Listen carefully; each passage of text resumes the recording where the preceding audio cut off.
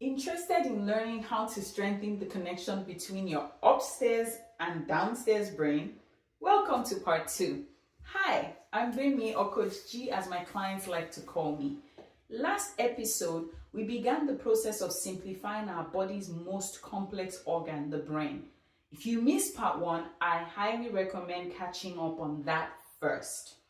Today, we're focusing on strengthening the staircase linking our upstairs and downstairs brain, because let's face it, keeping our thinking brain online doesn't always come naturally. So let's start by looking at what's going on in our downstairs brain first. The downstairs brain, often referred to as the lizard or reptilian brain, manages our emotions and our instinctive fight, flight, freeze, and fawn responses. When we're triggered, our sympathetic nervous system kicks in, rapidly increasing our heart rate, preparing our body for immediate action. You recall the hand model of the brain. An activated downstairs brain, especially when the amygdala, our brain's panic button, is triggered, can flip the lid, essentially knocking the thinking brain offline, resulting in impulsive reactions that we regret later. Bringing the upstairs brain back online can be hard, especially for children whose upstairs brain is still under construction, and for adults too who may not have learned how. Regulation is a learned skill which we should have been taught as children, kind of like potty training. As infants, we moved our bowels on impulse, which is what reacting from downstairs brain is. We feel and then we act, often leaving a mess behind. After we are potty trained, we still feel impulses, but we think before we act.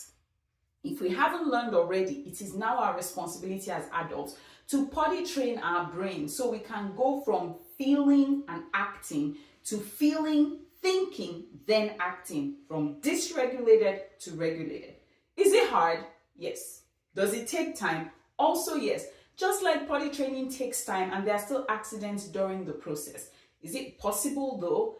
Yes, essential even, because it impacts not only our relationships, it also shapes long-term actions. A dysregulated adult will raise dysregulated children, and that's not an outcome most people that I know want. So here's the hopeful part. Just as there's adult education, there's also education for emotional regulation. Learning these skills helps us to not only transform our lives, but to model and teach them to children, aiding in their healthy development. Emotional regulation is a skill that can transform your life, and teaching it is one of my favorite things to do. Some practical steps you can use now. You're already on the right track with awareness. Now you must notice and label your emotions and use your calming techniques. Deep breathing, pause before you respond, count to 10. And crucially, when your thinking brain comes back online, take responsibility for your actions and make amends where needed. Remember, nobody stays in upstairs brain all the time. We all have moments of emotional reactions, but we're responsible for our responses, and the goal is to go upstairs and stay there more often. Self-regulation is transformative. It empowers us to make choices that enhance our lives and relationships. If I could learn it, anyone else can. If you're eager to explore more ways to improve your emotional and mental health, follow me as I simplify the complex science so you can apply it to your life today. Thanks for tuning in, and I'll catch you in the next episode.